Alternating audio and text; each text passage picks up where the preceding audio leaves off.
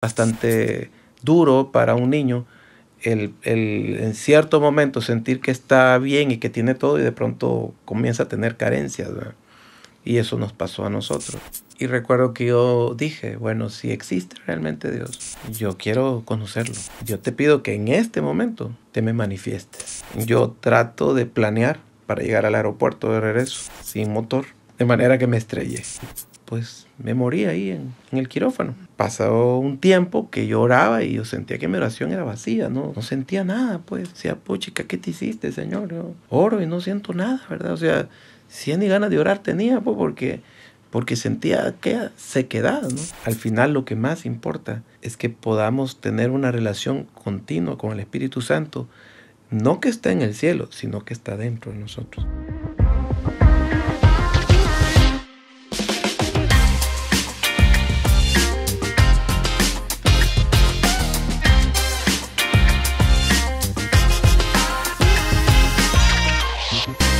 ¿Qué tal, amigos? ¿Cómo están? Bienvenidos a un nuevo episodio de Identifícate, su podcast. Les estamos agradecidos siempre por compartir y quedarse con nosotros hasta el final siempre dentro de este programa, dentro de Identifícate Podcast. Agradecemos que siempre se suscriban y compartan en todas las redes sociales y plataformas de podcast para así poder llegar a más personas.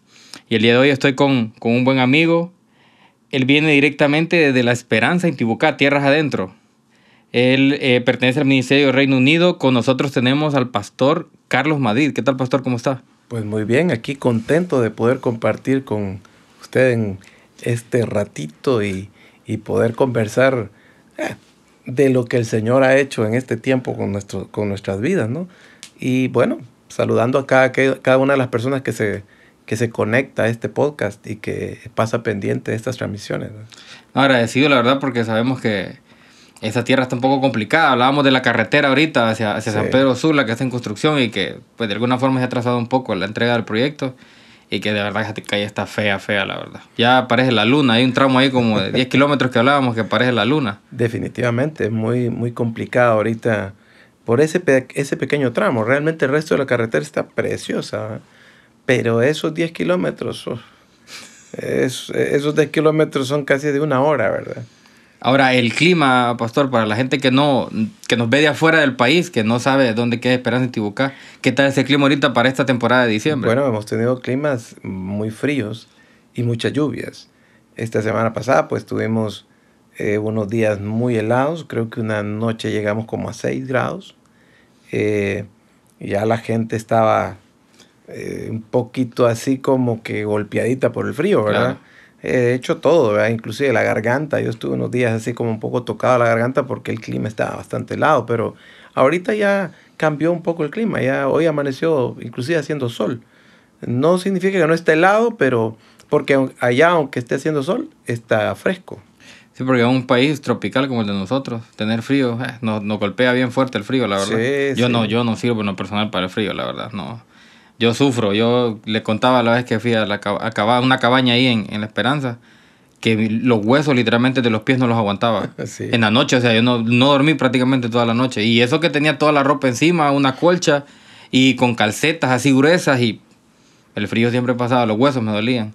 Pero bueno, Sí. a la gente que no conoce La Esperanza Intibucá les invitamos a que vayan. Hay bonitas cabañas, se está haciendo mucho proyecto de turismo ahí en esa zona. Sí, la Esperanza tiene lugares muy hermosos, ¿verdad? Es un lugar muy verde y tiene bastantes puntos turísticos, ¿verdad? La gente puede llegar y conocer, disfrutar, caminar, subir montañas. Al que le gusta el senderismo y esas cosas, no olvides. Sí, una belleza. Es un buen lugar. La verdad que sí, una belleza. Y hay un poquito de todo, porque también hablábamos de que todavía hay gente lenca que vende sus productos que produce ahí en el mero mercado del centro de la Esperanza. Así es, usted ve todavía en La Esperanza cosas que no mira prácticamente casi en ninguna parte, ¿verdad? Gente vestida con sus vestiduras lencas, niños amarrados en la espalda, ¿verdad? Que lo llevan con un pañuelo aquí y amarrados en la espalda. Sí, claro. Ese tipo de cosas todavía las mira en La Esperanza, ¿verdad? Y los domingos, que son día de mercado, muchos de los indígenas bajan con sus productos a venderlos al mercado. Entonces usted compra producto fresco, recién sacado de la tierra, ¿verdad? Así es, cabal. Así que para los que no conocen todavía La Esperanza Intibucá, les invitamos a que vayan a hacer una vuelta por ahí. Es un lugar muy bonito, la verdad, y muy fresco. A aquellos que les gusta el clima, el frío, la verdad, ahí lo van a disfrutar. Ah, sí, La Esperanza creo que es de los lugares más helados de Honduras. Sí, así es. Pero realmente, pues también hay otros lugares helados, pero en La Esperanza usted lo va a disfrutar mucho. Bueno, es que hay cascadas, hay un lugar inclusive que la vez pasada estuvimos con Fernando, Ajá. con toda la gente ahí, que tenemos unas vistas hermosas, pues usted sube y se ve Sí, las un mirador. montañas, Hay un como un mirador. mirador, sí. Inclusive ahí hacen mucho motocross y esas cosas, ¿verdad? Muy bonito el lugar, muy bonito. Están invitados todos para que vayan a conocer La Esperanza. Vayan a hacer una vuelta por allá. Ah, no, por supuesto, allá La Esperanza les va a gustar, sé que les va a gustar. Los que les gusta los lugares helados, La Esperanza es el sitio. Sí. Pastor Madrid, ya para entrar un poquito en detalle, el Pastor Madrid, ¿de dónde es originario? La familia, ¿cómo fue crecer en una familia? ¿Qué tipo de familia tuvo? ¿Le tocó nacer en un seno de una familia cristiana, no cristiana? Cuéntenos un poco acerca de esa historia. Mire, yo soy de La Esperanza, ¿verdad? Mis papás netamente intibucanos, mi mamá de La Esperanza, igual que mi papá. Y no nací en un hogar cristiano, obviamente. Ninguno de los dos conocía al Señor.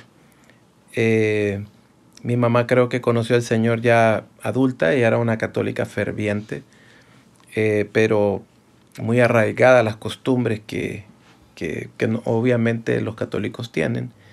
No menospreciando al católico, pero obviamente hay muchas cosas ahí que sabemos que no La iglesia concuerdan, tradicional, a la que todos en algún punto de la vida nos llevaron, fuimos. Exactamente. Claro, todo. la iglesia tradicional. Sí, a mí me bautizaron ahí Claro, en la iglesia católica.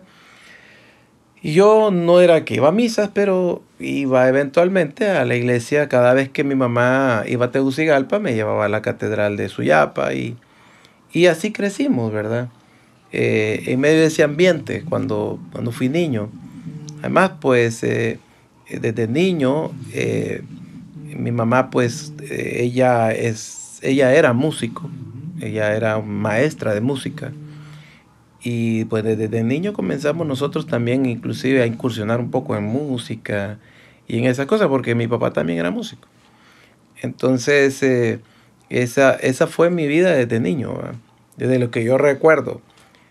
Ya, obviamente, cuando fui creciendo, fui entendiendo otras cosas, comprendiendo otras cosas, pero a pesar de todo, no tuve una niñez fea, ¿verdad? Una niñez creo que bastante feliz en cierto punto, porque La Esperanza era un lugar libre. O sea, los niños allá en La Esperanza, en mi época. Eso le iba a preguntar yo, en el tiempo Sí, suyo, ¿cómo era vivir en época. Intibucá? Hermoso. No había ni carros casi. Andamos corriendo por todos lados, ¿verdad? Aquel montón de niños, nos íbamos a meter a unos ríos, pero tan fríos. Que ahora uno solo medio toca el ajo. Pero cuando está niño le gusta esa cosa, Claro. ¿verdad? Entonces, fue una niña muy hermosa la que pudimos disfrutar en la Esperanza, porque era un lugar muy sano, ¿verdad? Claro. Muy sano, muy tranquilo. Sí, yo creo que también dentro de nuestro país, a pesar de, porque sí, quiero decir esto porque a pesar de que no tal vez se nazca en una familia cristiana como tal, o sea, donde no se tenga tal vez el temor de Dios, pero sí hay valores y sí hay principios. Exacto. A pesar de si hay valores y si hay principios. Sí. Entonces podríamos decir que en su familia sí habían valores y principios que le inculcaron desde pequeño. Ah, no, en ese sentido. Había rigor. Oh, bueno, mi mamá, una maestra que dio clases en un colegio, en un instituto, bueno, en el único, creo, colegio público que hay en La Esperanza, que es el Instituto Departamental de Occidente. Ella fue profesora de música ahí. Y de las personas más estrictas que yo recuerdo, ¿no? Porque mamá a todo el mundo le tenía miedo. Ay, qué señora más enojada. Pero era una persona que imponía respeto. Su personalidad inclusive ella era muy correcta, muy recta. Y eso nos inculcó desde niños, ¿ven? A ser honestos en todo, a ser correctos. Usted tenía que saludar cuando entraba a un lugar y no saludaba cuando llegaba a casa, olvídese. Nos esperaban unas. Siempre nos inculcaron el respeto a los mayores, a a saludar, a cuando llegar a un lugar, darle prioridad a los demás, no querer estar uno ahí. Bueno, hoy si usted se fija, Claro. ¿verdad? Todo el mundo quiere ser primero aún. Yo Sí. me fijo en las colas. Hay personas que está haciendo cola y busca la manera de cómo llegar hasta el frente y no le importándole pasar por encima de todos, ¿no? Así es. Pero a nosotros no nos enseñaron de esa forma. Nos enseñaron a respetar esas cosas, ¿verdad? Y creo que gracias a Dios, ¿verdad? Que nosotros logramos todavía eso en aquel tiempo y nosotros lo hemos tratado de inculcar también a nuestros hijos, ¿verdad? Claro, claro. Y creciendo, pastor, en lo que crece, llega a la adolescencia. ¿Cómo fue esa adolescencia? ¿Cómo fue? ¿Pasó por esa etapa de rebeldía? Por supuesto. ¿Cómo le fue en esa etapa? Cuéntenos un poco. Mire, le decía que tuve una niñez feliz porque mientras estuvo mi papá en casa, pues creo que teníamos un hogar muy estable. Pero cuando yo cumplí 9 años, mi papá se separó de mi mamá, decidió irse con otra persona. Y ahí comienza mi etapa de rebeldía. Prácticamente a raíz de eso. Obviamente, a raíz de lo que vivió. Cuando mi papá se va, yo comienzo a sentir que algo no estaba bien, ¿verdad? Y comienzo a buscar respuestas. Yo le pedí a Dios, ¿verdad? Me acuerdo que me arrodillaba chiquito. Inclusive en ese tiempo me iba a la iglesia católica y me iba a hacer mis rezos, chiquito. Pequeño, sí. Porque quería ver de nuevo a mi papá en casa, pero nunca pasó. Entonces, como nunca pasó, pues dije, no, Dios no... No me escuchó. Nada que ver, ¿verdad? ¿Para qué va a seguir en esto? Y fue cuando comienzo mi etapa de rebeldía. Obviamente fue duro porque cuando mi papá se fue de la casa, pues teníamos una vida un poco acomodada. Cuando él se va, todo cambia, ¿verdad? Es un salto, un brinco bastante duro para un niño. En cierto momento sentir que está bien y que tiene todo y de pronto comienza a tener carencias, ¿verdad? Y eso nos pasó a nosotros. Y de pronto, pues, eso comenzó a provocar que yo me rebelara en contra de mi mamá, aunque mi mamá siempre fue una mujer muy correcta y muy estricta, pero yo buscaba la manera siempre de escaparme de casa, ¿verdad? Y de andar haciendo cosas. Pero créame que dentro de todo, pues, le doy gracias a Dios porque en medio de todo, yo trataba siempre también de apoyar a mi mamá porque sabía que y entendía que mamá estaba sufriendo. Ahora bien, pastor, cuando usted conoce al Señor, ¿es antes, porque ahora está casado, tiene hijos, Sí. ¿es antes de casarse o después de casarse? Antes. ¿Cómo fue ese encuentro con Dios? Mire, yo le mencionaba que cuando yo entré a cierta etapa, creo que a la edad de los 13 años, mi vida empezó a empeorar. Empecé a trabajar desde niño, ¿verdad? Me gustó mucho el cultivo en aquel tiempo y a los 13 años comencé a cultivar papa.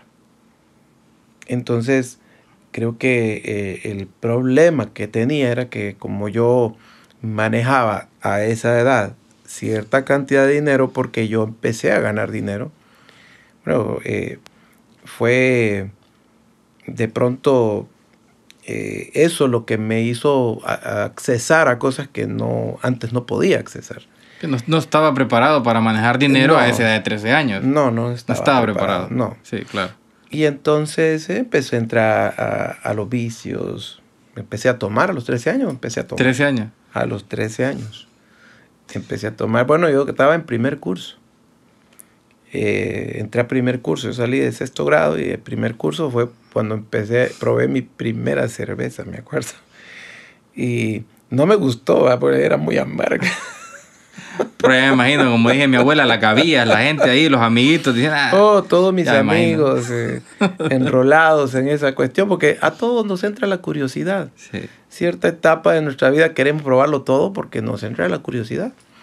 Y una de las cosas que es cierto es que mi mamá no hablaba de esos temas conmigo. Nunca los tocaba.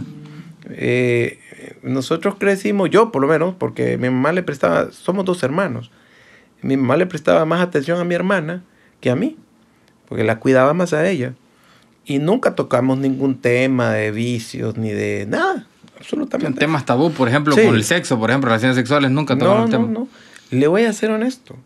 Yo conocí de sexualidad, realmente, hasta que llegué a primer curso. Nunca, yo no sabía ni qué era. Todavía se me ocurría, imagínense, se me ocurría todavía y pensaba realmente que la cigüeña traía a los niños. Pero es verdad, o sea, tuve una niña bien inocente, ¿verdad? Y entonces cuando a los 13 años comienzo a descubrir tanta cosa, entonces yo quiero probar de todo. Claro. Sí. Porque no sabía absolutamente nada. Y obviamente no fueron temas que nadie abordó conmigo, entonces tuve que aprenderlos en la calle. Y eso me llevó a hacer cosas que nunca debía haber hecho, ¿verdad? Claro.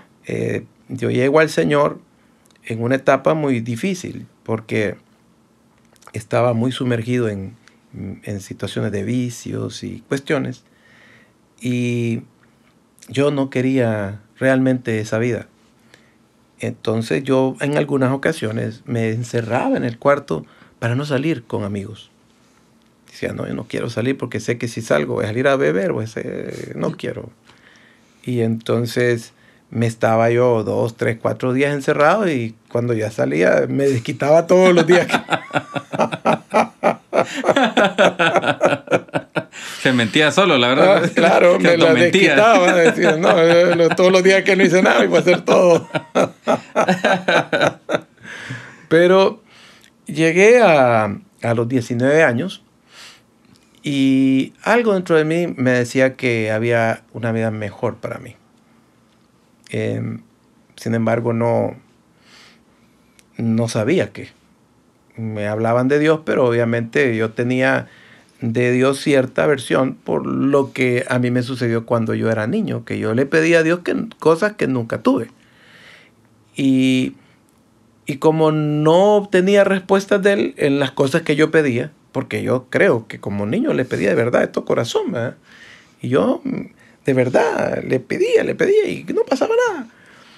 Entonces yo dije, no, Dios obviamente a mí no me escucha. No, tiene cosas más importantes que hacer. Dios no me escucha, hay un niño. Sí. Y a los 19 años, el día que cumplí 20 años, ese día conocí a Jesús. Mi regalo de cumpleaños fue conocerlo a Él. No fue en una iglesia, no fue con una persona que me dijo que me convirtiera en nada. Yo me acuerdo que ese día salí con mis amigos el 20 de diciembre, un día previo a mi cumpleaños. Para esta fecha. Sí, yo cumplo el 21. Cumple el 20, mire. El 21 cumplo. Pues pero felicidades, salimos, porque no lo veo. Entonces, salgo con todos mis amigos el 20, ¿verdad? Y yo llego a mi casa, pero llego bien descontrolado, ¿no? Entonces, cuando llego a la casa, empiezo a tener cierta discusión con mi hermana. Y bueno, después de la discusión yo me meto a mi cuarto. Estoy todavía mareado, todo mal. Y recuerdo que yo dije, bueno, si existe realmente Dios, si realmente existe, yo quiero conocerlo. Y si tú existes, yo te pido que en este momento te me manifiestes. Y fue impresionante, ¿verdad? Porque yo estoy parado, me acuerdo yo, viendo hacia el techo de mi cuarto. Y en ese momento yo veo que del techo, empezó a bajar como una nube blanca de este tamaño, así más o menos del tamaño de una pelota, de un balón de fútbol. Y un balón de fútbol. Y entonces miro que se está bajando. Y yo dije, estoy alucinando. Por el alcohol, o sea. Sí, o sea, el alcohol me está dando solo alucinar. Sí, estoy alucinando, dije yo. Y estoy viendo esto y de pronto veo que se pone enfrente mío y se mete de un solo dentro de mí, así. Y cuando entró dentro de mí, se me fue todo. Se me fue la borrachera, fue todo. empecé a sentir una felicidad que nunca había sentido. Empecé a sentir una paz que jamás había experimentado. Entonces fue un encuentro realmente sobrenatural, porque a partir de ese día nunca más volví a hacer nada de las cosas que hacía. Nunca. Nadie me dijo que dejara de hacerlas. Nadie me dijo qué hacer, inclusive. Sencillamente empecé a rechazar todo aquello. El día de mi cumpleaños, mi mamá no acostumbraba a celebrarme el cumpleaños. De hecho, de niño me celebraban el cumpleaños cuando mi papá estaba en casa. Cuando mi papá se fue de la casa, nunca más me celebraron el cumpleaños. Desde los 9 años. Sí. Hasta el día que cumplí 20 años. Porque mi mamá en la mañana me dice, hoy te voy a celebrar tu cumpleaños. Mi mamá ni siquiera sabía lo que me había pasado. Ella no sabía qué es lo que había pasado esa noche conmigo. Entonces yo me quedé sorprendido, ¿verdad? Dije, ¿me vas a celebrar mi cumpleaños? No, tú nunca me lo celebras. Pero esa noche llegó mi familia, llegaron sus hermanos de mi mamá, y estábamos y cenamos y me celebraron el cumpleaños. Entonces yo asumí y dije, me están celebrando el cumpleaños porque creo que hoy nací de nuevo. Ese fue mi pensamiento. Hoy volví a nacer, yo soy otro, soy el mismo. Y recuerdo que yo decía, anhelaba en ese momento, Señor, yo me quiero morir, yo no quiero volver a caer en las mismas cosas. Llévame para poder estar contigo. Pero estaba con una seguridad. Una convicción. De que si yo me moría, yo me iba con Él. O sea, tan seguro de eso, que yo le decía, Señor, llévame. Y eso era lo que le pedía al Señor. Después me acuerdo que empecé a meditar y dije yo, bueno, ahora que conozco a Dios, ¿qué tengo que hacer? Pues a mí nunca me enseñó nada a nadie. Bueno, yo creo que los que conocen a Dios tienen que leer la Biblia, dije yo. Pues voy a leer la Biblia. Y dije yo, pues hay que orar. Pues yo antes oraba, ¿verdad? Pero a su manera. A mi manera no conocía a Dios ni nada. Solamente al Dios que me habían presentado, que era una imagen, ¿verdad? De un Cristo. Claro. Clavado en una pared, en una cruz. Así es. Entonces empecé a buscar del Señor, empecé a orar y sentí la necesidad de comenzar a ir a una iglesia. Fui a la primera iglesia que fui, recuerdo que fue, acababan de fundar esa iglesia en La Esperanza. En La Esperanza realmente no habían iglesias, había muy pocas, creo que 4 o 5, nada más, evangélicas. Entonces dije, bueno, ¿a dónde voy? Yo conocía una iglesia que se llama Iglesia de Santidad, que esa iglesia pues me quedaba cerquita de la casa, estaba que a 4 cuadras de mi casa. Entonces, bueno, era lo más cercano que tenía como para poder ir, ¿verdad? Entonces me acuerdo que primero fui a otra y hubieron problemas ahí con el pastor, estuve poco tiempo ahí y después yo me fui para la Iglesia de Santidad. Como yo soy músico, entonces desde que yo llegué yo siempre he sido bien activo. Yo le dije al pastor, a mí póngame a barrer, póngame a trapear, póngame a hacer cualquier cosa, pero yo quiero hacer algo aquí. La iglesia era pequeña, ¿verdad? Entonces me dice el pastor, mire, usted para que pueda hacer algo en esta iglesia tiene que venir 6 meses. A los 6 meses usted ya podemos considerarlo como miembro de esta congregación y ya podemos empezarle a dar algún privilegio, ¿verdad? Mientras tanto, usted es una visita, nada más. Bueno, dije yo, está bien lo que él diga, ¿qué vamos a hacer? No puedo hacer otra cosa, ¿verdad? Pero eso fue un domingo. El siguiente domingo que llego, porque creo que solo hacían 2 cultos a la semana en la iglesia. Hacían un culto el miércoles y otro el domingo. Entonces, el miércoles no fui, pero el domingo volví a llegar en la mañana. Entonces, después de que termine el culto, yo estoy en el culto, el pastor me llama. Y yo llego donde está él y me dice, mire, que toda esta semana está soñando con usted. Y fíjese que en el sueño una voz me dice que lo ponga a trabajar con los jóvenes aquí en la iglesia. Y entonces le digo, ¿cómo así? No, que le entregue los jóvenes de aquí a esta iglesia a usted. Y pues en la iglesia solo habían como 6 jóvenes más o menos. No era que me entregara aquel montón de jóvenes. Pues te dije, está bien. Y a partir de ese momento yo empecé a tener reuniones con los jóvenes los días sábados. Ni sabía qué iba a hacer con los jóvenes, porque yo no conocía la Biblia, nada. O sea, nadie me discipuló, nada. ¿Va? Sí, así como quien dice, va, tenga esto, agárrelo y vea qué hace con ello. ¿Va?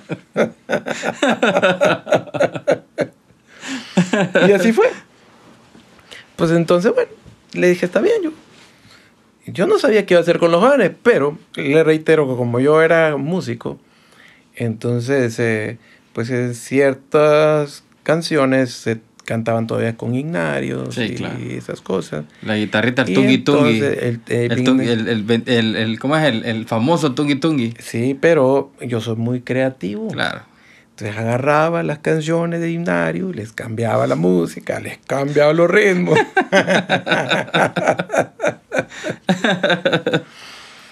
Y de pronto hacíamos unas grandes pachangas con esos chavos ahí en las reuniones de jóvenes los sábados.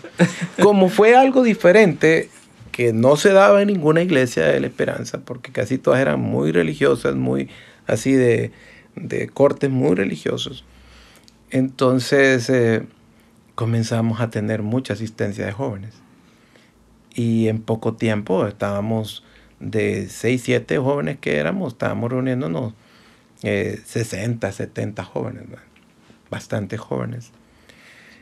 Y yo estaba leyendo mucho la Biblia, entonces yo compartía de la Biblia cosas que pronto no comprendía mucho, pero había cierta luz de Dios para que yo le hablara a los jóvenes.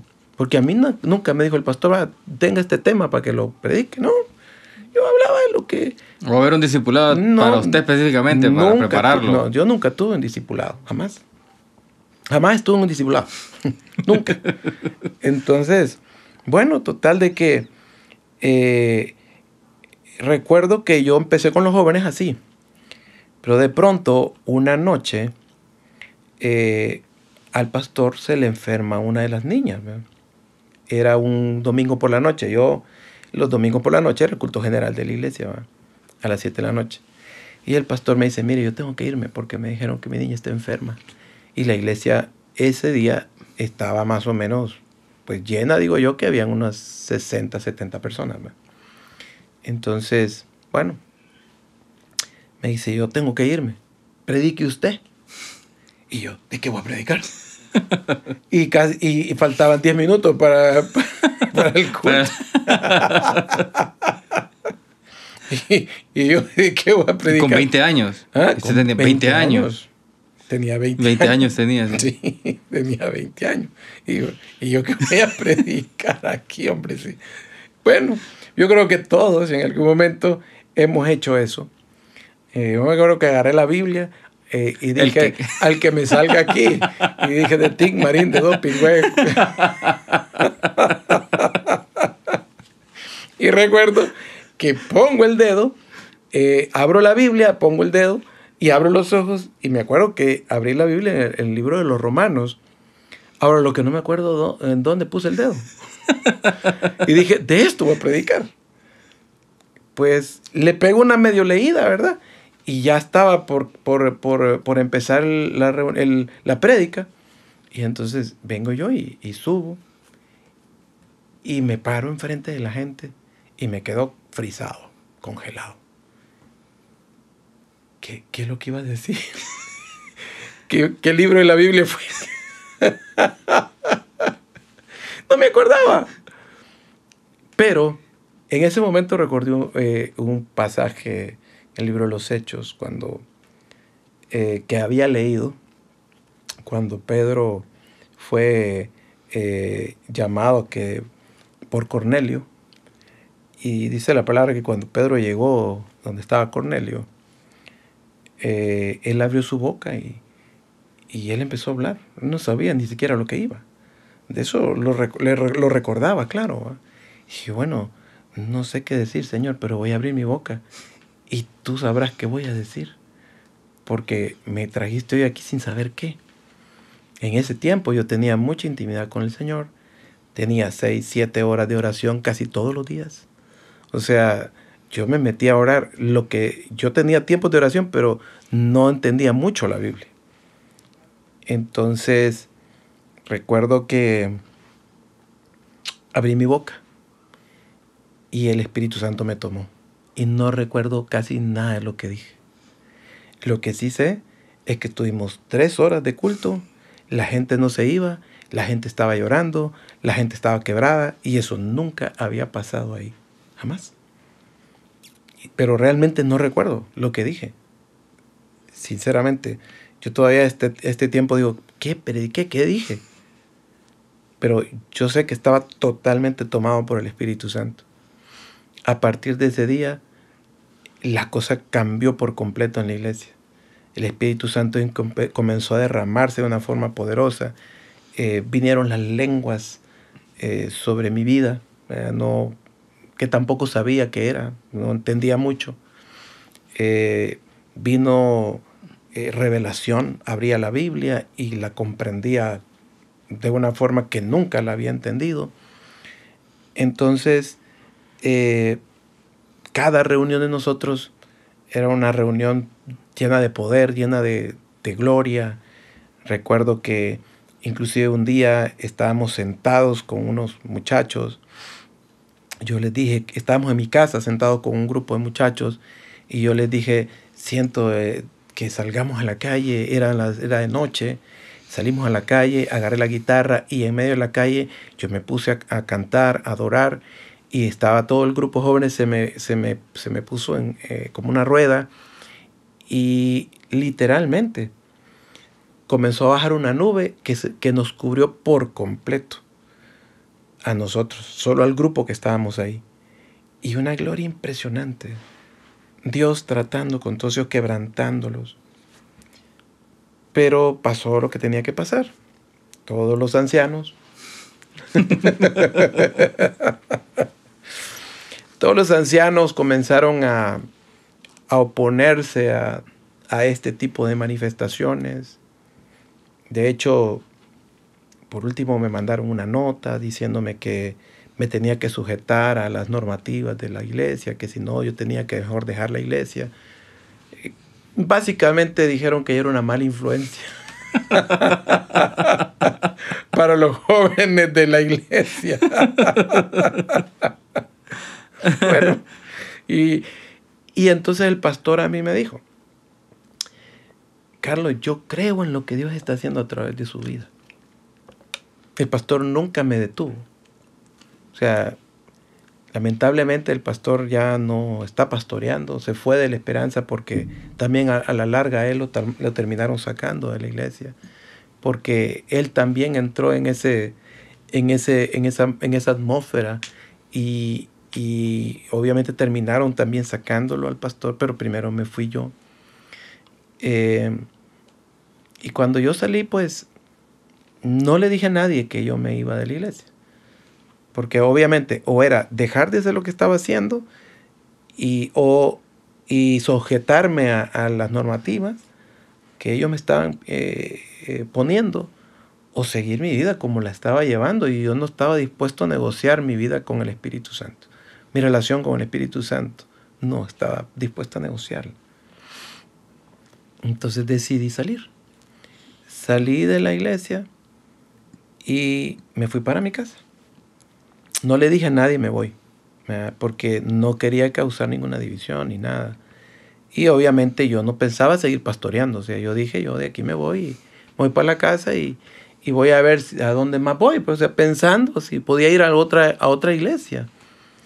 Pero se hablaba muy mal de mí en la Esperanza porque decían que yo era un hereje, que yo era... Y yo era un muchacho. que yo creo que si no realmente no hubiera conocido a Jesús, no hubiera tenido ese encuentro con Él, yo me hubiera echado para atrás. Porque los que más se me pusieron fueron la misma iglesia. Nadie pudo entender en ese momento lo que yo estaba viviendo, lo que yo estaba pasando. Sí, no hubo dirección tampoco de nadie. No tuve dirección de direccionar nadie. todo lo que quería hacer. Nada. O sea, yo no tenía nadie que me pudiera decir qué hacer.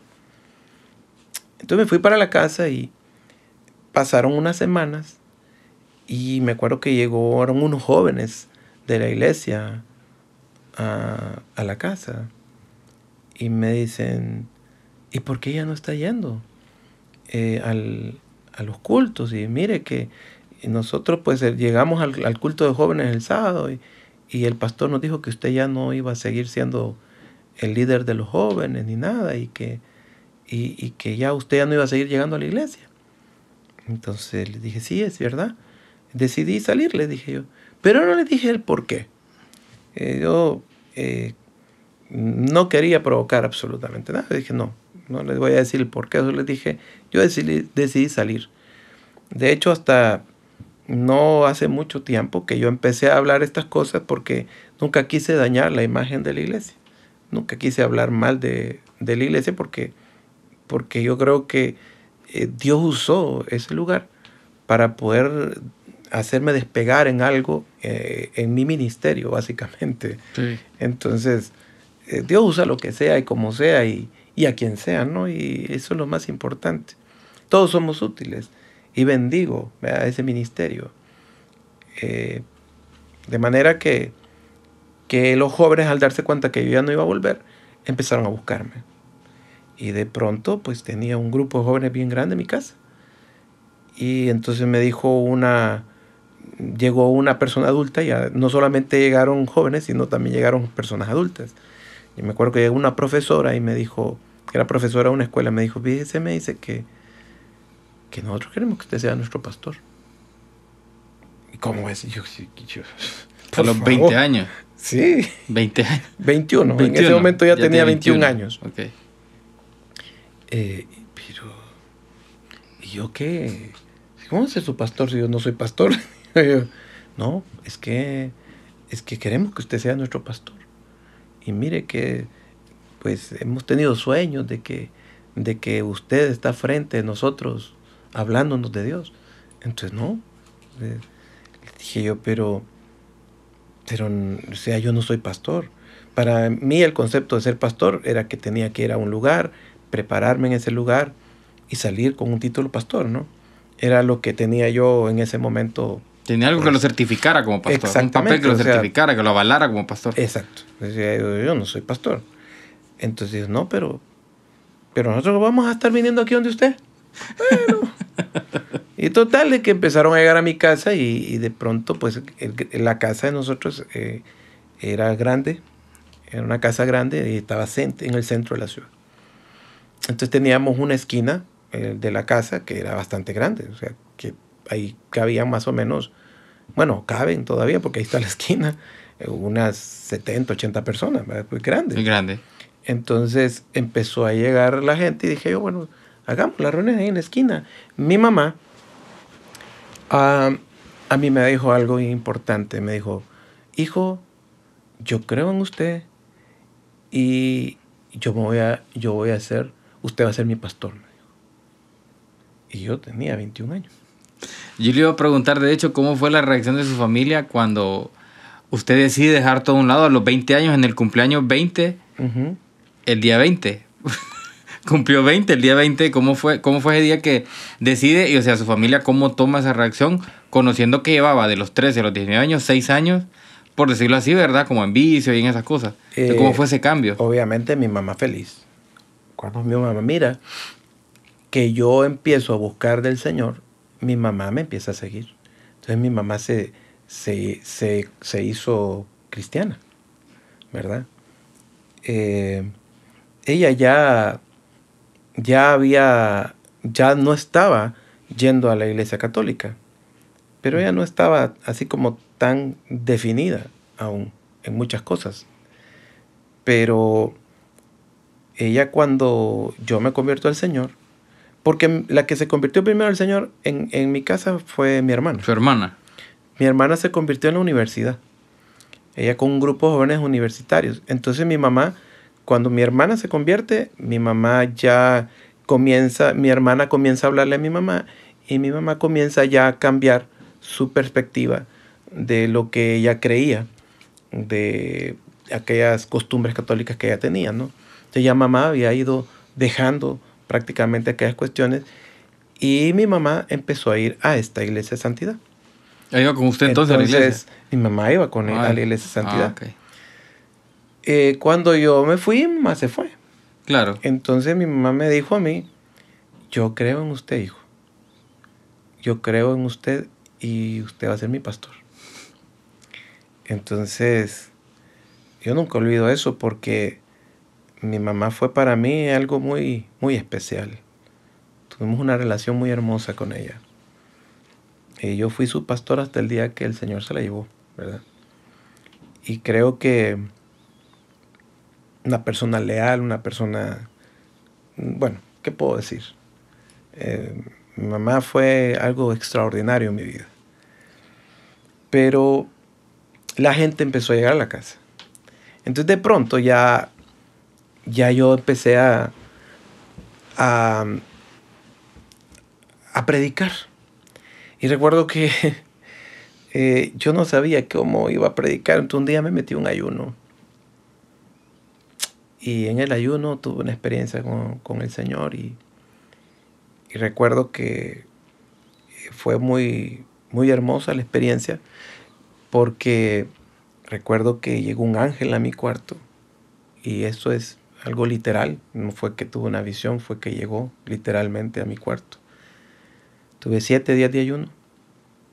Y el 7º día el ángel llegó a mi cuarto. Y me dijo, tú eres parte del remanente que yo escogí para esta tierra. Y fue el mensaje que me dio y se fue. Ni sabía lo que era remanente yo todavía. ¿Qué me dijo? Dije.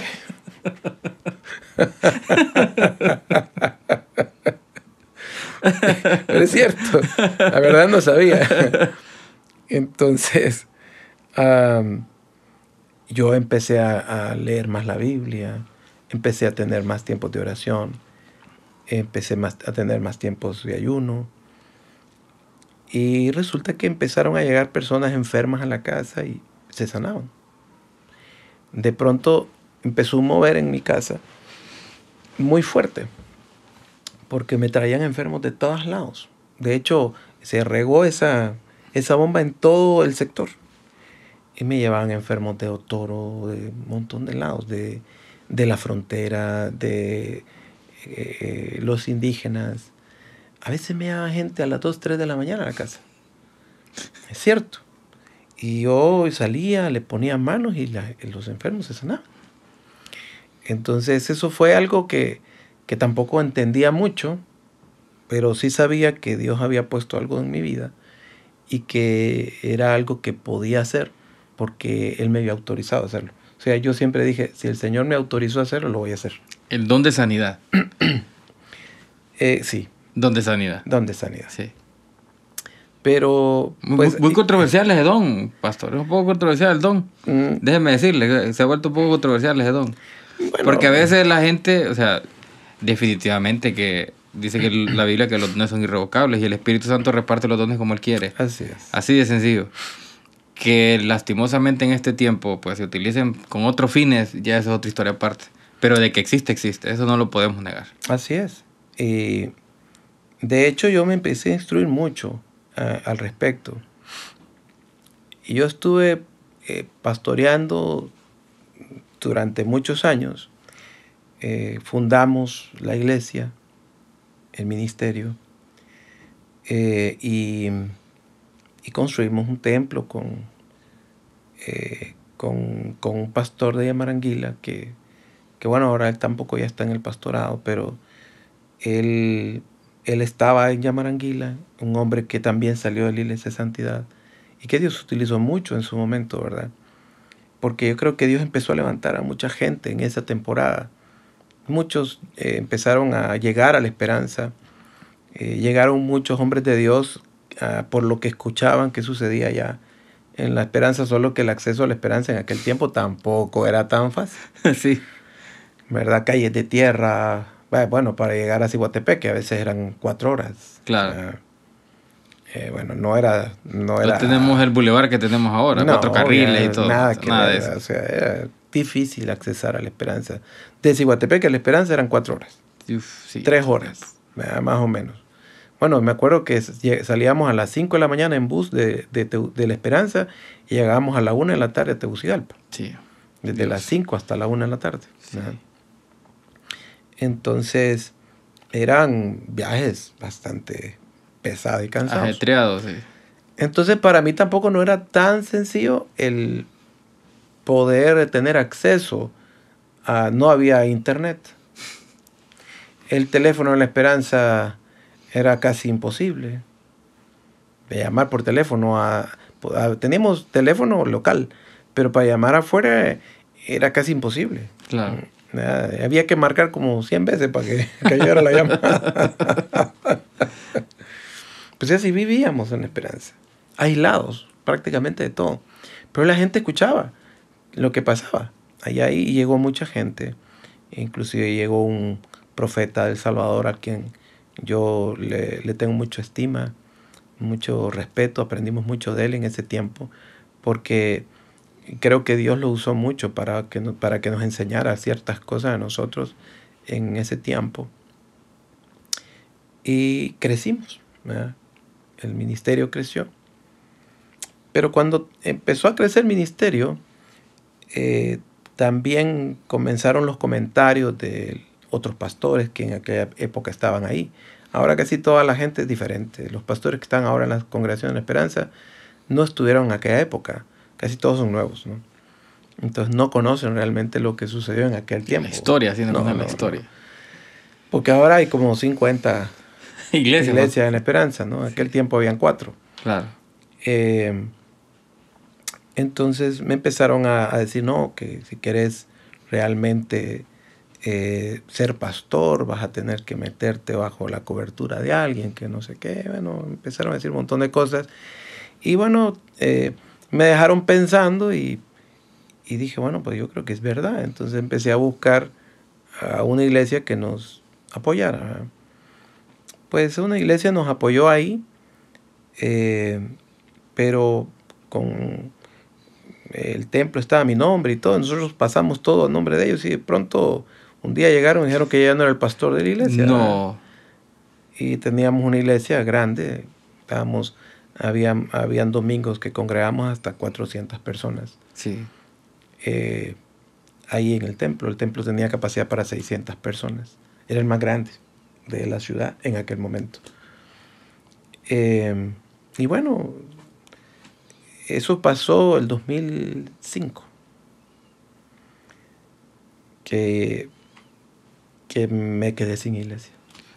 ¿Cómo se maneja eso, pastor? Porque sencillamente... ¿Cómo se maneja eso? Porque no solo es un golpe al ministerio, o sea, sí, es un golpe a usted también como todo. Persona, pues, a su familia, a todo. Yo siempre he sido un hombre de paz. Soy conflictivo. Yo sabía que no podía hacer nada. El templo ya estaba a nombre de ellos. Sí. La propiedad, todo estaba a nombre de ellos. O sea, la parte legal ya estaba. Ya estaba. Y entonces tomé una decisión y dije, bueno, pues me voy en silencio. Y me fui en silencio. Yo no le dije a nadie nada. Que el Señor los bendiga. Me voy. Y lo mismo que hice en la iglesia de santidad, lo hice también aquí. Dije, si yo digo cosas, voy a causar malestar en el corazón de la gente y va a haber una división, va a haber un pleito aquí. Claro. Yo soy un hombre que no busca esas cosas.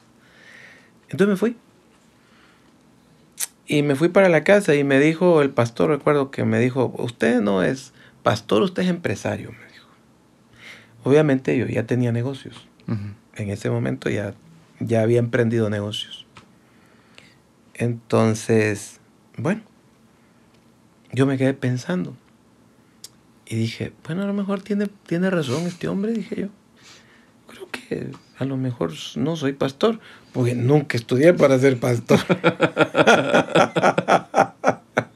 Tal vez soy mejor para los negocios, tío. Entonces dije, no, a lo mejor creo que tienes razón, debo... y para serle honesto, empecé a diezmarle al pastor que ellos pusieron.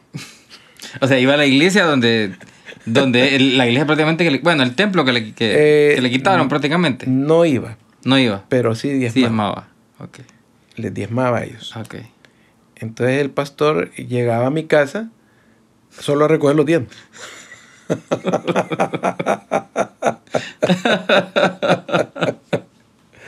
Otro tema complicado. Y yo me dediqué realmente a los negocios. Pero Dios me prosperó impresionantemente. Esos años fueron años de crecimiento empresarial grandísimo. O sea, Dios me prosperó mucho. El 2008, estoy en Cotepeque, acabo de abrir una sucursal de uno de mis negocios. Me había súper bien en la apertura. Mejor no me pudo haber ido. Y estaba en el hotel así como panza arriba, ¿verdad? Gracias, Señor. Qué bien me fue. Pero siempre tenía mis tiempos de oración.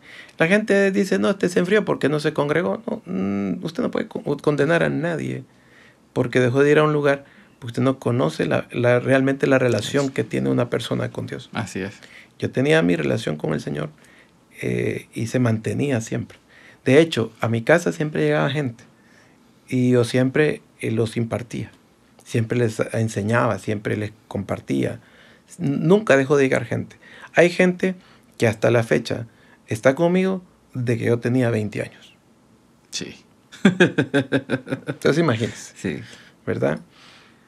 Entonces, bueno, en el 2008 pasaron esos años, crecimos mucho en los negocios y recuerdo que el Señor me hizo una pregunta esa noche y me dijo, ¿para qué te di los negocios? Y yo soy bien sincero, le dije, pues para tener dinero.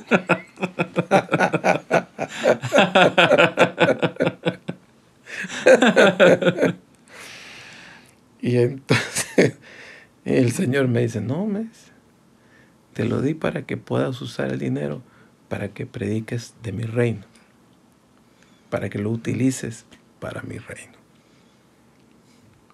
Y entonces Él me da una visión y me dice, quiero que le enseñes a mi pueblo a operar en los milagros. Y dije, ¿y cómo voy a hacer eso? O sea, no se me ocurre. No hay un manual así como... No tengo ningún manual. Entonces, yo me quedo meditando en eso que el Señor me habló esa noche. De hecho, yo escribí todo lo que Él me dijo. Escribí todo lo que me dijo de cómo tenía que yo trabajar y enseñar a la gente a operar en milagros. Entonces nace Mies Ministerio, que inicialmente se llamaba Escuela de Milagros. Dije, bueno, pues tengo que volver a tener reuniones entonces, dije yo. Y entonces renté en mi ciudad un saloncito para volver a tener reuniones. Y dije, bueno, pues en el saloncito voy a empezar a tener de nuevo reuniones, ¿verdad? Para enseñar. Bajo el nombre de Mies. No, se llamaba Reino Unido, el ministerio, okay. Pero nace Mies, la Escuela de Milagros. Okay. Entonces, bueno, yo me acuerdo que iniciamos de esta manera. Yo soy amigo del dueño de una radio allá. Le digo, mire, vamos a poner en la radio ahí que... Bueno, él ya no es el dueño de la radio, pero era el dueño de la radio. Que en nuestra primera reunión vamos a dar una impartición sobre milagros, vamos a enseñar sobre los milagros y que traigan a todos los enfermos. Que todos los enfermos que lleguen se van a sanar. Y así fue el anuncio. Traigan a los enfermos, pero asegurándole que se iban a sanar. No sabe los líos que se mete cuando se hace eso. Pero que ese es un detalle, ¿no? Claro. Que usted le asegure a la gente que va a pasar algo, ¿no? Claro. No saben el lío que se mete. Bueno. Resulta que, bueno, tenemos nuestra primera reunión. Hacemos la reunión y la primera escuela de milagros que hacemos, y tuvimos gente. Pero enfrente nos ponen a una persona, me llevan a una persona en estado vegetal, paralizado desde el cuello para abajo. Al hombre tenían que darle comer porque ni las manos movía. Tenía parálisis, estaba O sea, literalmente cuadrapléjico. Ajá. Básicamente en estado vegetal. El Sí. hombre solo estaba así con la cabeza así. Y le daban la comida y casi ni podía ni masticarla, ¿no? Sí. Entonces, bueno, me lo ponen en la primera fila y empezamos la reunión. Me acuerdo que la persona que lo llevó, lo primero que me dijo es: Tiene el compromiso ahí enfrente. Sí. aquí está, a ver si es cierto. Salgamos de la duda, le digo, si es cierto. Vamos a ver si es cierto. Bueno, empecé a enseñar sobre los milagros, sobre la fe. Y recuerdo que en cierto punto de la reunión, yo me bajo nosotros habíamos construido una pequeña tarimita ahí para diferenciar, ¿verdad? Claro.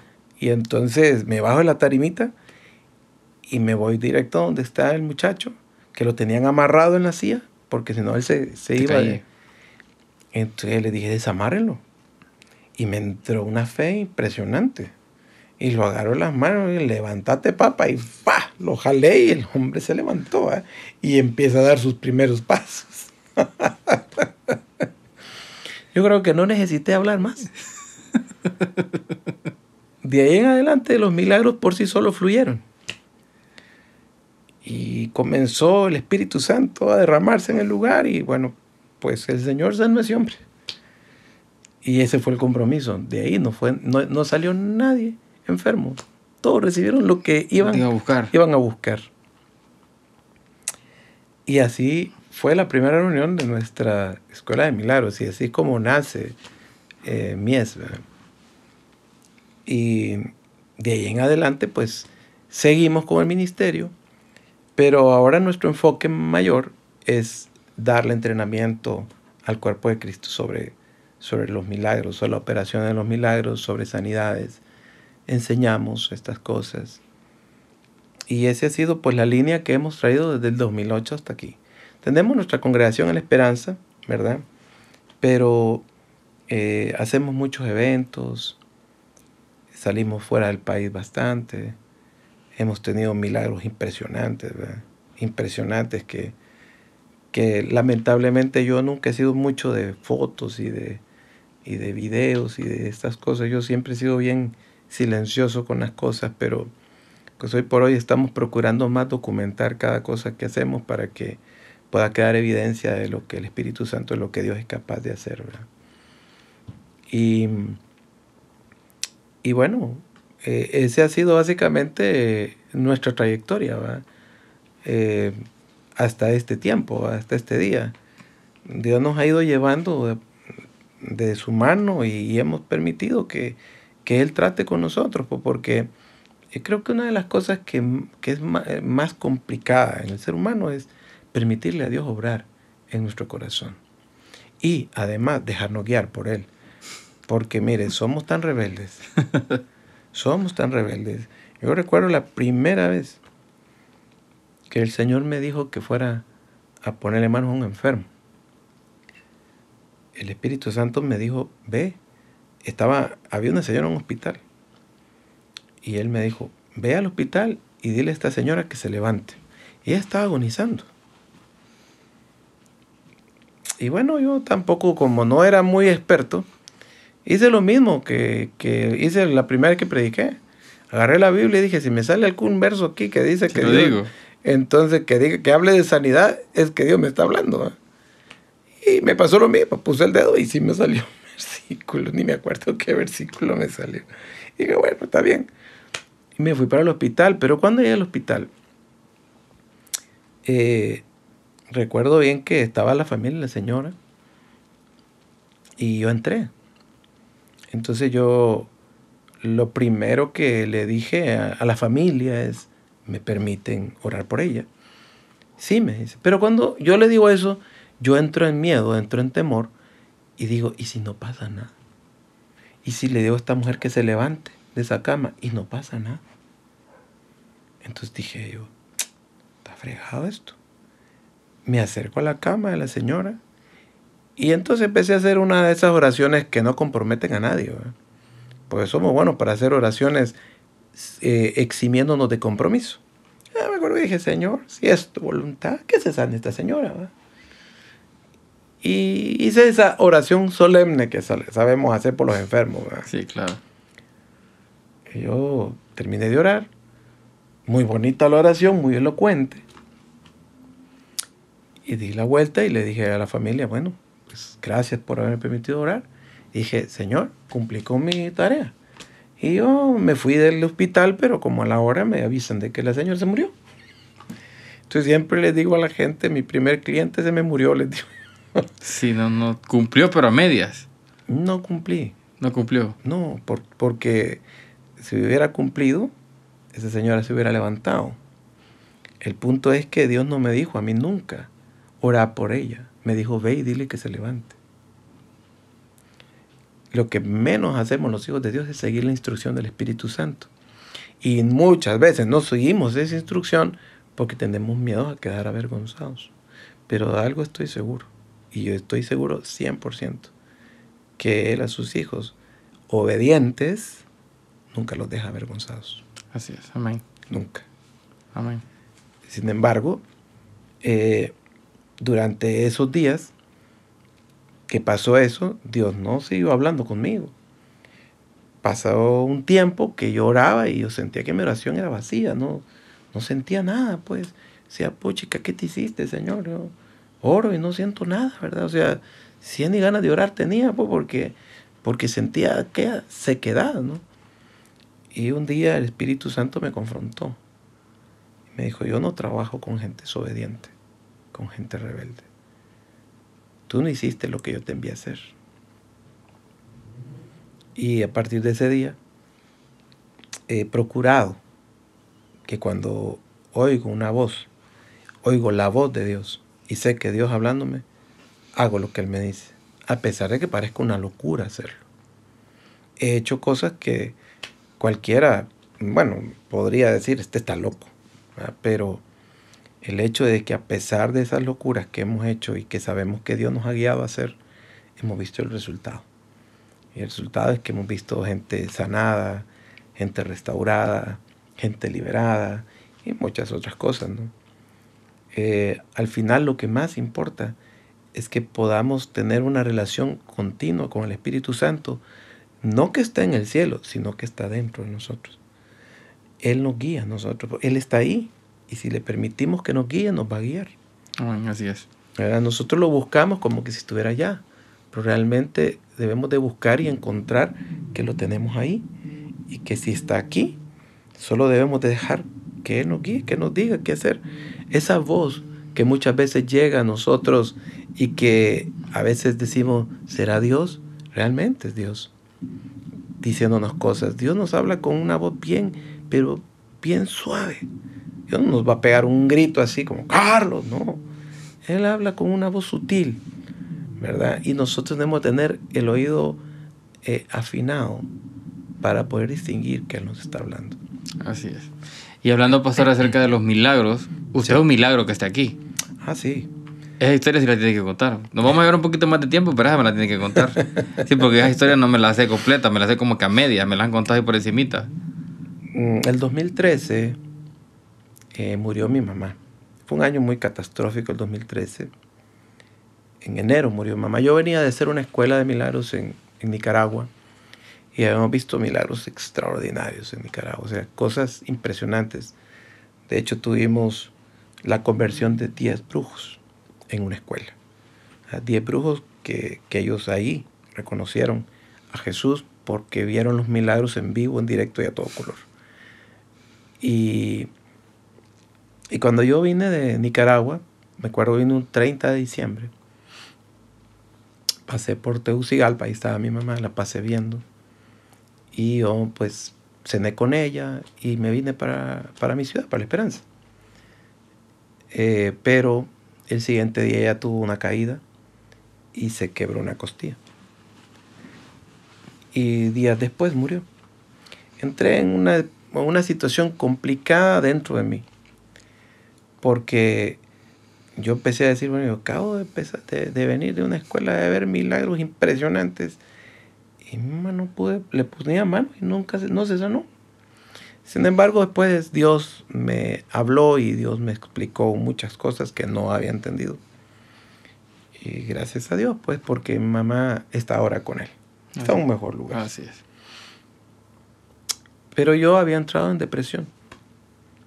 Y entonces la manera como yo trataba de distraerme y de poderme recuperar, que a pesar de que oraba no sentía nada.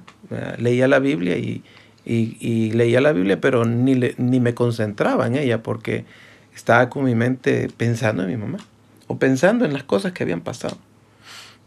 Yo creo que todos los que hemos vivido una pérdida pasamos por ese tipo de situaciones, ¿verdad? Pero en julio, pues yo teníamos ahí con un primo un pequeño avioncito ultraligero y decidí pues salir a hacer un vuelo recreativo, ¿verdad? El vuelo me despejaba, entonces siempre venía a volar, a hacer vuelos. Entonces dije, bueno, voy a hacer un vuelo y pues una sobrina decide ir conmigo al vuelo. Y cuando despegamos del aeropuerto de San Pedro, de aquí de La Mesa, íbamos ya saliendo de la pista, saliendo de la pista, y el motor se me apagó, que era un día muy caliente, muy caluroso, no había viento. Yo trato de planear para llegar al aeropuerto de regreso, sin motor, pero no llegué. De manera que me estrellé. Cuando caímos, yo nunca perdí el conocimiento, pero escucho a mi sobrina gritando y yo me salgo, me quito los cinturones, todo, y la saco a ella porque yo veo que está cayendo combustible. Dije, esta cosa se nos puede incendiar, ¿verdad? Y logro sacar a mi sobrina de ahí. Pero lo impresionante es que cuando la logro sacar, de pronto siento un dolor en la espalda y ahí mismo caigo al suelo. Antes de caer, yo llamé a Torre de Control y la Torre de Control ya nos había mandado la ambulancia, nos había mandado los bomberos y todo. Entonces, llegaron rápido, no tardaron. Yo creo que lo más que estuvimos ahí sin atención médica y sin atención de los bomberos y todo fueron unos 10 minutos. Los 10 minutos fue rápido la reacción. Sí, porque yo los llamé a ellos, yo llamé a Torre de Control, les dije que tenía que hacer un aterrizaje forzoso, que había perdido el motor y ellos me preguntaron, ¿le mandamos ambulancia? Manden de todo, le dije. Y realmente mandaron la ambulancia, mandaron los bomberos, todo. Nos traen al hospital, hacia aquí a San Pedro. Yo vengo consciente, pero vengo con una paz. Mi sobrina venía, bueno, muy mal. Pero yo venía tranquilo, ni quejándome, ni nada. De dolor, nada. Yo no sentía nada. Al final, me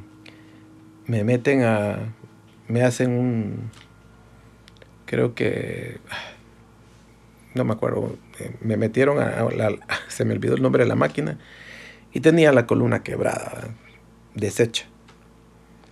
Meten a quirófano para operar, y cuando me llevaban al quirófano, pues entendía yo que era una cirugía de columna y que podía quedar inclusive por completo paralizado también. Claro. Estuve 13 horas en el quirófano. Según me cuentan, estuve muerto también. Morí en el quirófano desangrado. Porque cuando caímos, mi columna se explotó y uno de los huesos perforó una vena. Pero la cuestión es que perforó la vena, pero un pedazo de hueso perforó la vena, pero hizo un tapón. Sí, se quedó ahí, no salió. Se quedó ahí. Como una no llanta, cuando entra un clavo, si usted lo saca, no le sale el aire. Pero cuando me abrieron y me empiezan a limpiar, se abre. Y empiezo a desangrarme.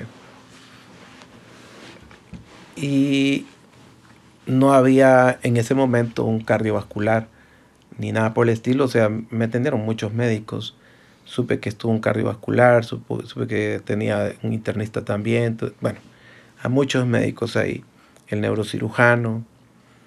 Y que pues me morí ahí en el quirófano. ¿Verdad? Porque pasó eso.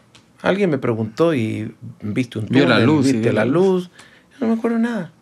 Absolutamente nada. Solo sé que cuando yo iba a entrar al quirófano le dije al doctor, todo va a estar bien.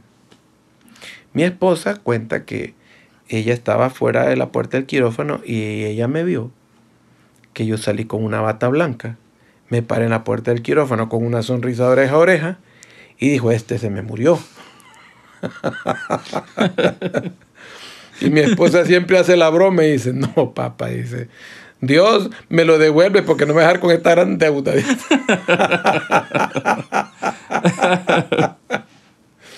Total, de que estuve 13 horas en el quirófano.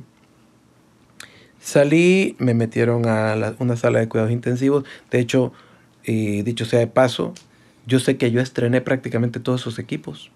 Yo fui el primer paciente que estrenó la sala de cuidados intensivos. Todos esos equipos, todo. O sea, Dios me tenía un hospital a mí con equipos nuevecitos para que me atendieran, ¿verdad? Por lo menos eso. Y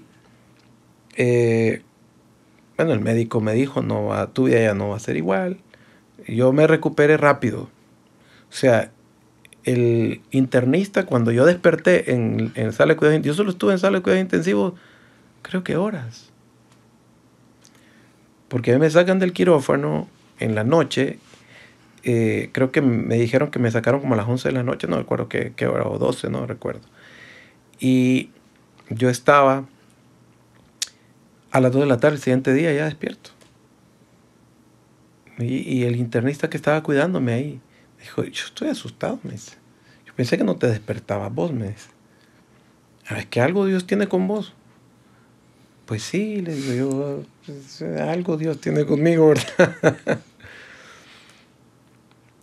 ¿Por qué me ayudó el accidente? Digo que en muchas formas. De salir de la presión de una, ¿verdad? Dejé de pensar en mi mamá y comencé a ver mi situación ahí. Pero la recuperación iba a ser compleja porque se suponía que iba a tener que ayudarme con andador, que no iba a quedar bien. Pero yo me levanté a caminar el siguiente día. Y todo el mundo estaba asustado. Dijo, este no es que se murió, pues estaba muerto ayer y hoy anda caminando. Siempre he creído en el poder sanador de Dios. Siempre he creído en que si nosotros sabemos aplicar bien nuestra fe, es como que si usted sabe direccionar bien su fe, va a ver lo que usted espera ver. Porque eso es fe. La certeza de lo que se espera, de lo que está convencido que va a ver. O sea, el problema es que a veces tenemos nuestra fe muy difuminada. No la enfocamos en las cosas.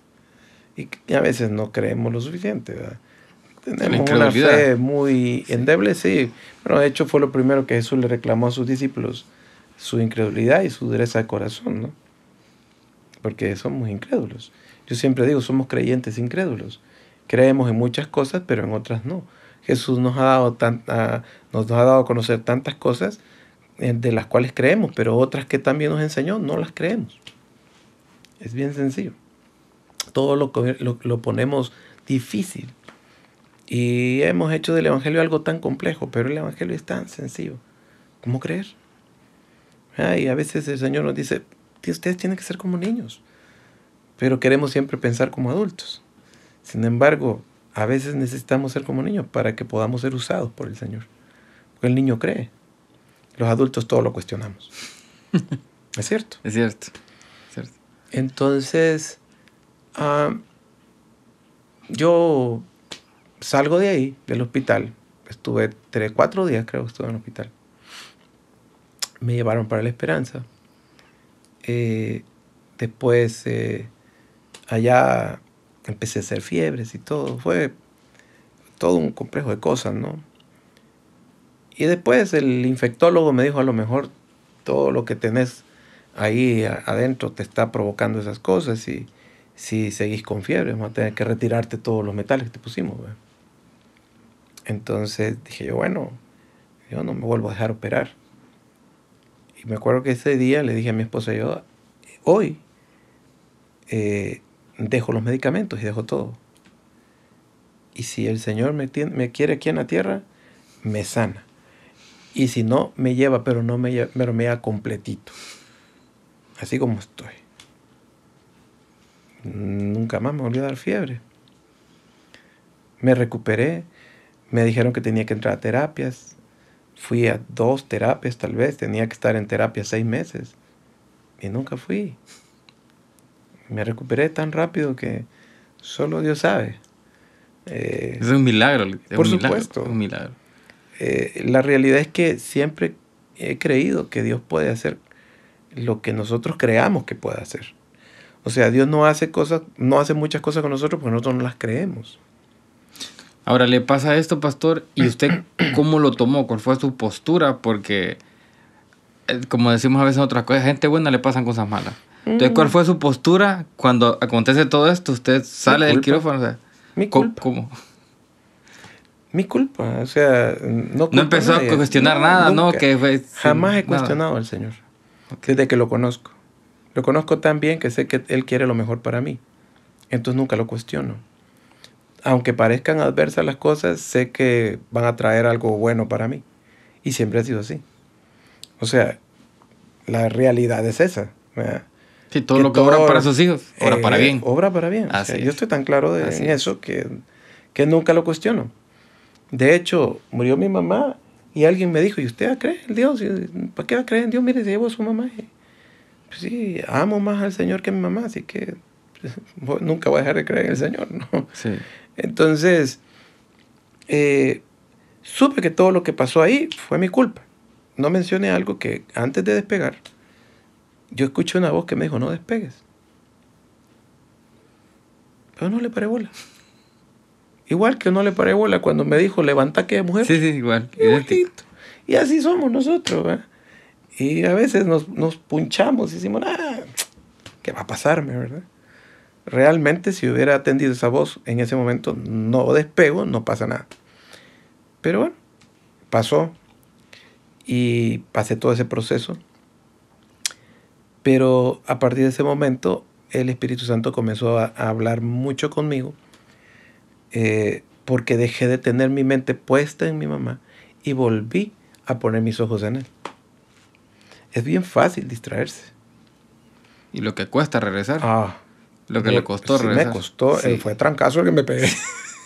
Lo que le costó regresar, sí. Sí, casi incluso la vida le costó en un momento en el quirófano. Claro. Sí. Pero yo sabía que no iba a morirme. Y sabía que iba a salir caminando del lugar. Mire, siempre lo supe. Desde que llegué al hospital, siempre supe que iba a estar bien. O sea, había una convicción clara que no, porque Dios me ha dado palabra de cosas que Él me ha dicho que voy a hacer. Y sé que mientras no se cumpla todo lo que Él me ha dicho que tengo que hacer, no, aparte. Aquí voy a estar dando lata por rato. Pastor, pues que milagro, pues la verdad, es una historia fuerte. Y me lo cuenta riéndose, que otro estuviera llorando aquí, se pasó por el quirófano y que se murió en el quirófano, vi la luz, ya me hubiera contado un montón y usted se está riendo de la tragedia, pues, o sea, se ríe de la tragedia. Aprendí mucho. Sí. Es que, mire, ¿sabe qué es lo importante? Nunca perder el gozo. Es nuestra fortaleza.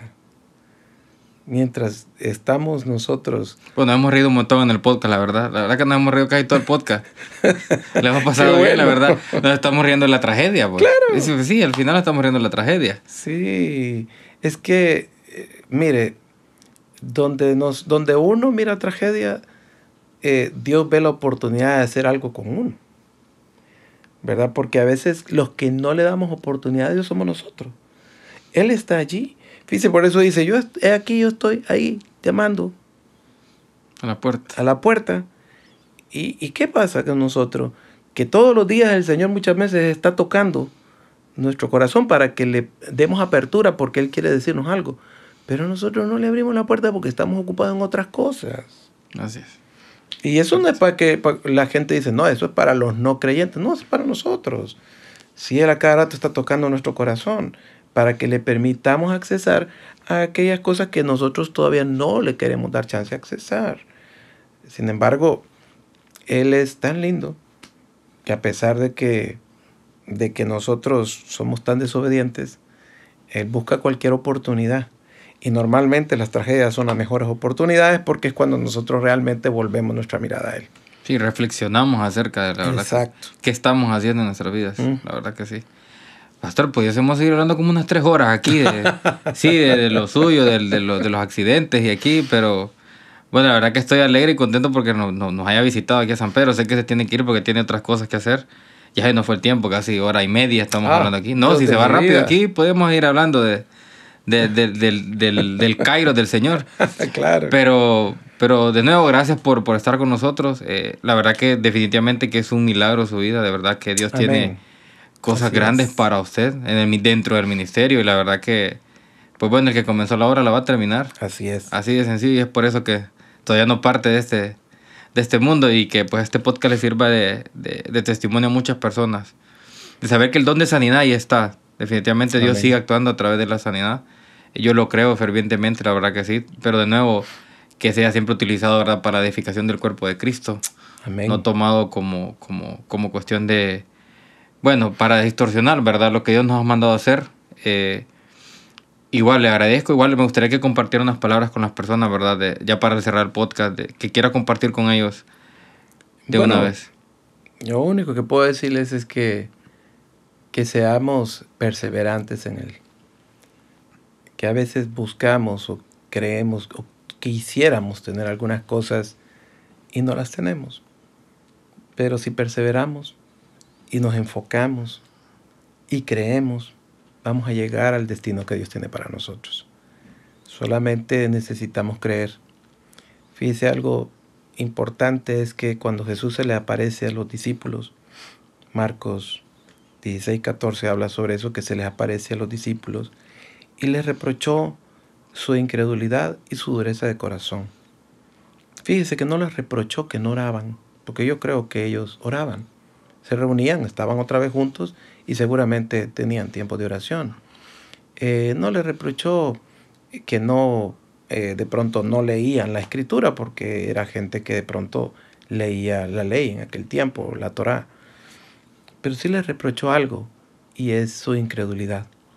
Creo que lo que más afecta al creyente es no creer, ¿verdad? Porque sí creemos en el Señor, pero no creemos en todos sus beneficios. Debemos de aprender a creer, debemos de aprender a confiar en Él, y que a pesar de que la adversidad está allí en nuestra vida, porque de eso tenemos que aprender, que si viene algo adverso a nuestra vida no es para mal, todo obra para bien. Y que de todas esas cosas Dios saca una gema de cada uno de nosotros y puede hacer a través de nosotros su obra aquí en la tierra. Así que pues yo le agradezco mucho este tiempo que me permitió estar en este lugar, y quiero bendecir a cada persona que ve este podcast. Y bueno, esperamos en algún momento poder volver a estar con ustedes. Agradecido, pastor, por estar con nosotros, la verdad, por tomarse el tiempo, la delicadeza de venir, de compartir su historia, de esa tragedia de la que ya nos reímos, del propósito definitivamente que Dios tiene para su vida. Amén. Y igual, darle gracias a todos por quedarse con nosotros hasta el final. Siempre pedirles que compartan y se suscriban en todas nuestras redes sociales y plataformas de podcast. Y recuerden que lo que para el hombre es imposible, para Dios todo le es posible. Los esperamos en un próximo episodio.